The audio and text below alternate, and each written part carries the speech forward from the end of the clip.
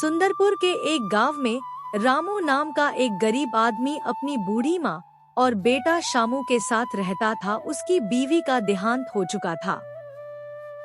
रामू अपने बेटे शामू के साथ मिलकर समोसा और रोल बेचता और उसी से अपने परिवार का गुजारा करता था।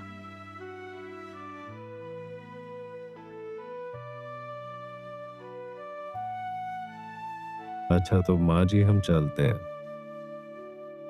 अच्छा बेटा, ध्यान से जाना और अगर सेठ मदनलाल मिले तो उससे बहस मत करना। हाँ माँ जी, मैं इस बात का ध्यान रखूंगा। और उसकी बाद दोनों बाप बेटे मिलकर समोसा और रोल का ठेला लेकर चौराहे चले जाते हैं। वो थोड़े से समोसे और रोल घर से ही बना लाया था और वहाँ पहुंचकर रामू अपना काम शुरू कर देता है। जो वो समोसा रोल घर से बना लाया था वो बिक चुके थे। फिर चूल्हा जलाकर समोसा रोल तैयार करने लग जाता है। उसे घर के अखराजात के साथ माँ की दवाइयाँ के लिए भी पैसे जमा करने होते थे। थोड़ी सी और मेहनत कर लूं, फिर शायद आज की कमाई से गुजारा हो जाएगा। हे भगवान, आज का दिन अच्छा जाए। तभी रामू के बेटे शामू की नजर सेठ मदनलाल पर पड़ती है। शामू उसे देखकर घबरा जाता है। बाबा, सेठ जी आ रहे हैं, गली के साहूकार।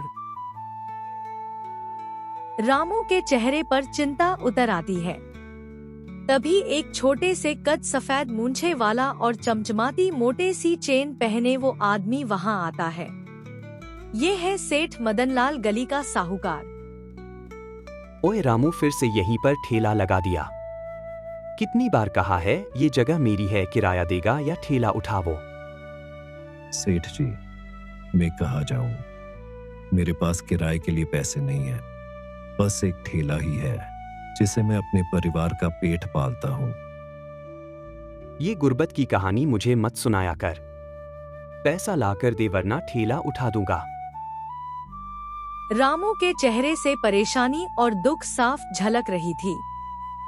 शामू को सेठ मदनलाल पर बहुत गुस्सा आ रहा था, लेकिन वो चुप था अपने बाप की वजह से।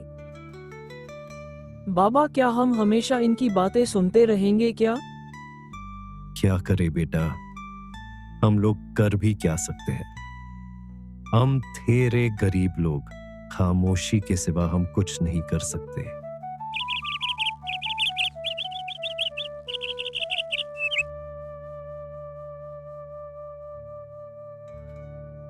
अगले दिन फिर से मदनलाल आता है और बिना पैसे दिए समोसा और रोल उठाकर खा लेता है।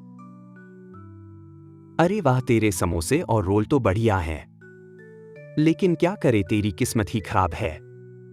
देखता हूं कब तक चलता है तेरा धंधा। वो धमका कर चला जाता है। रामू और उसका बेटा शामू उसे जाते हुए देखते हैं। बाबा, एक दिन हमारा भी समय आएगा, हम भी तरक्की करेंगे और इससे भी बेहतर जिंदगी गुजारेंगे। रामू शामू की तरफ देखता है, उसकी आंखों में उम्मीद की किरण दिखती है। इसके बाद दोनों बाप बेटे ठेला लेकर घर की ओर निकल पड़ते हैं।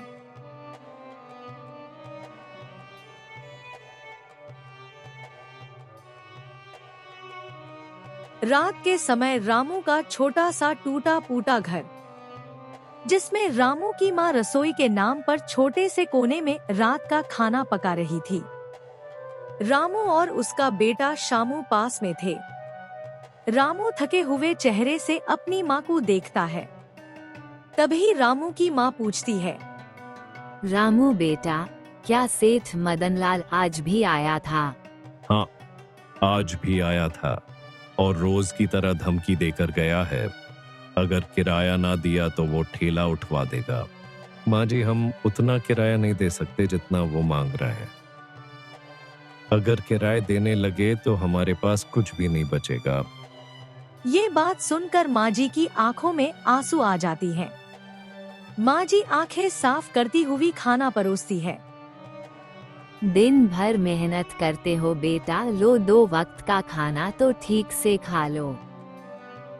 माँ जी, पता नहीं कब तक ऐसा चलेगा।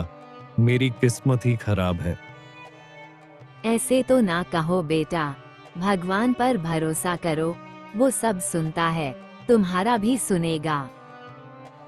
शामू चुपचाप बैठे ये सब सुन रहा था, अचानक बोल उठता है। किस्मत को दोष देना ठीक नहीं है बाबा, हमें अपनी मेहनत पर भरोसा होना चाहिए। हमें इतना तो पता है कि हमारे समोसा और रोल बहुत ही अच्छे हैं। हमें कोशिश करनी चाहिए कि ज्यादा लोगों तक पहुंचे। हाँ बेटा, वो बात तो ठीक है, उसके लिए पैसे भी तो चाहिए। हमारे पास इतने पैसे नहीं है बेटा कि ज्यादा समोसा और रोल बना सके। हमें ज्यादा मेहनत करनी होगी और कुछ अलग भी। शामू की बात सुनकर माँ जी और रामू सोच में पड़ जाते हैं। रात धीरे धीरे गहरी होती जा रही होती है और इस घर में नई उम्मीद की किरण जाग चुकी थी।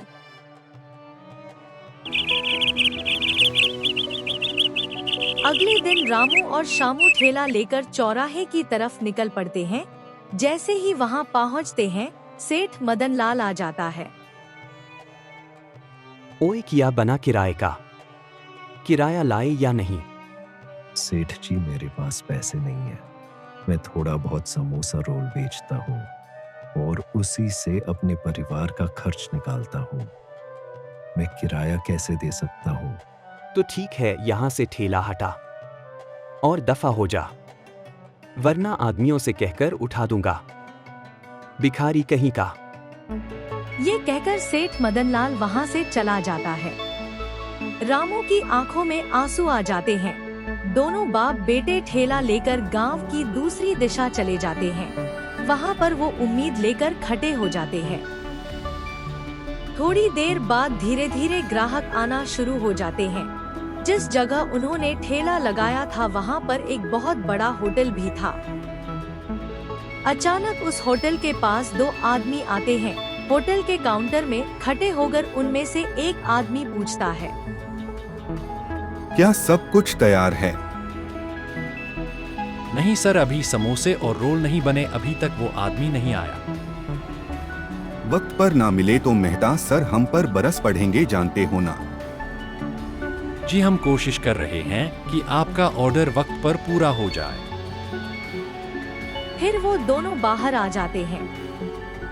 उसी वक्त उन दोनों आदमी में से एक आदमी की नजर रामू के ठेले पर पड़ती है। वो आदमी अचानक रामू के ठेले पर आता है और कहता है, एक प्लेट समोसा और रोल देना। रामू जल्दी से उसे समोसा और रोल देता है। वो आदमी समोसा और रोल खाने के बाद उसकी तारीफ करता है। अरे वाह, बहुत बढ़िया, इतना स्वादिष्ट समोसा और रोल मैंने कभी नहीं खाया। तभी दूसरा आदमी भी वहाँ आ जाता है। क्या कर रहे हो? यहाँ हमारे पास समय नहीं है और तुम यहाँ खड़े होकर खा रहे हो। समय ही नहीं है हमारे पास, इसलिए तो यहाँ पर आया हूँ। क्या कह रहे हो? मैं समझा नहीं तुम्हारी बात। ये समोसा और रोल खाकर देखो, सब समझ में आ जाएगा। दूसरा आदमी भी रामू के समोसा और रोल की तारीफ किए बिना नहीं रह सका। अरे वाह, क्या स्वाद है। हमें 300 समोसा और रोल जल्दी चाहिए, क्या तुम तैयार कर लोगे? रामू इस मौके को हाथ से जाने नहीं देना चाहता था। वो फौरन से हाँ कह देता है। ये लो एडवांस के पैसे, और हाँ हमें वक्त पर मिलनी चाहिए, वरना तुम्हें एडवांस के पैसे भी वापस देनी होगी। ये कहकर वो लोग वहाँ से चले जाते हैं। रामू और शामू खरीद के किराने की दुकान से सामान ले आते हैं और काम शुरू करते हैं। रामू का बेटा शामू उसकी मदद करता है और वो लोग वक्त से पहले ही समोसा और रोल तैयार कर लेते हैं। शाम के वक्त वो दो आदमी आते हैं।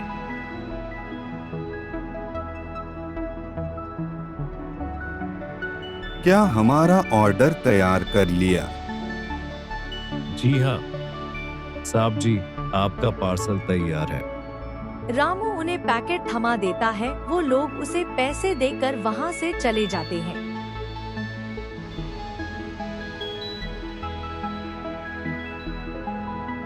शाम को वो दोनों घर आते हैं। उनके चेहरे से खुशी झलक रही होती है। रामू माँ जी को सब कुछ सुनाता है। माँ जी कहती है, बेटा, भगवान ने तुम्हारी सुन ली। मुझे विश्वास है भगवान पर, वो तुम्हें और तरक्की देगा। बाबा, कल से हमें और समोसे और रोल बनानी होगी। पर बेटा, हमें रोज रोज ऐसे मौके तो नहीं मिलेंगे ना।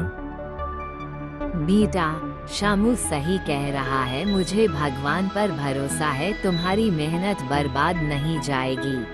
रात को अचानक जोरदार बारिश शुरू हो जाती है। रामू की टूटी फूटी मकान में पानी घुस जाता है। सारा समोसा रोल का सामान बर्बाद हो जाता है।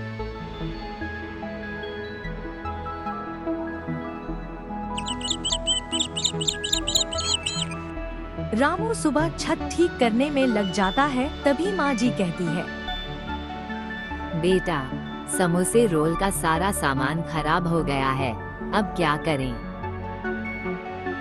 बाबा, पास वाले शंकर दादा के किराने की दुकान से हम उधार ले लेते हैं। वो बहुत अच्छे आदमी है, वो मना नहीं करेंगे। शामू ठीक कह रहा है बेटा।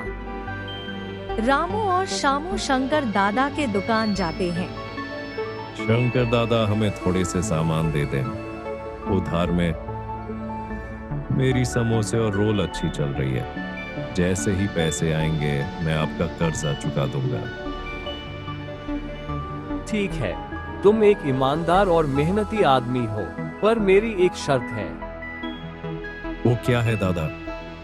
तुम हमेशा मेरी ही दुकान से सामान खरीदोगे। मैं तुम्हें सबसे सस्ते दाम में सामान दूंगा।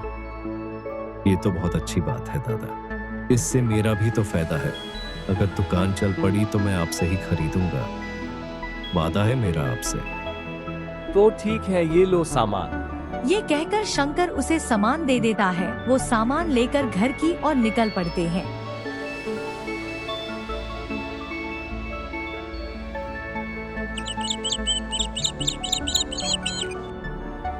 दूसरे दिन चौराहे पर रामू के ठेले पर लोगों की भीड़ थी। अब रामू के ठेले में अच्छे खासे ग्राहक आने लगे थे। उधर मेहता के घर में मेहता उन दोनों आदमी को बुलाता है और पूछता है, उस दिन तुम वो समोसे और रोल कहाँ से लाए थे? वो दोनों डर जाते हैं और सब कुछ सच बोल देते हैं। हमें माफ कर दे सिर जी, आइंदा ऐसा नहीं होगा। वो दोनों माफी मांगते हैं। ये सुनकर मेहता कहता है, कोई बात नहीं, तुमने उस वक्त जो किया अच्छा है। असल में मेरा एक दोस्त है, उसे समोसे और रोल बहुत पसंद आए। उसके घर में कल दावत है, इसलिए वो ऑर्डर करना चाहता है। मगर सर, वो तो। कोई बात नहीं, तुम ऑर्डर दे आओ, मैं अपने दोस्त से बात करता हूँ। ठीक है सर जी। अब रामू के घर थोड़ी बहुत खुशहाली आ गई थी। अगले दिन चौराहे पर रामू के टहले पर वही दो आदमी आते हैं और 500 समोसे और रोल के ऑर्डर देकर चले जाते हैं। उसके ठेले के पास जो होटल था, उसका मैनेजर ये सब देख रहा होता है और गुस्से में उसका चेहरा लाल हो जाता है। वो दो आदमी फिर आते हैं और रामू के ठेले आकर अपना ऑर्डर ले जाते हैं। मैं कल ही होटल के मालिक को ये सब बताऊंगा। दूसरे दिन मैनेजर होटल के मालिक को ये सब कह सुनाता है। मैं अपने आदमियों को भेजकर उसका अकल ठिकाना लगाता हूँ। रात को शामू के घर के पास दो आदमी आते हैं और ठेला तोड़कर चले जाते हैं। सुबह रामू देखता है कि उसका ठेला टूटा पड़ा था। ये सब देखकर माँ जी और शामू भी परेशान हो जाते हैं। उसी वक्त शंकर वहाँ से गुजरता है। ये सब देखकर वो रामू से कहता है, रामू, तू चिंता मत कर, किसी ने जलन के कारण तेरा ठेला तोड़ दिया है। मेरा एक दुकान खाली पड़ा है, तू उसमें समोसे रोल बेच सकता है। मगर दादा, किराए के लिए अभी मेरे पास पैसे नहीं है। कोई बात नहीं रामू, जब तेरा दुकान चल पड़े तब तू किराया दे देना। आपका बहुत बहुत धन्यवाद दादा। ये एहसान मैं कभी नहीं भूलूंगा और मैं पूरी कोशिश करूंगा इस दुकान को चलाने की। थोड़े ही दिनों में रामू की दुकान चल पड़ी। अब उसके समोसे और रोल पूरे जगह मशहूर हो गई थी।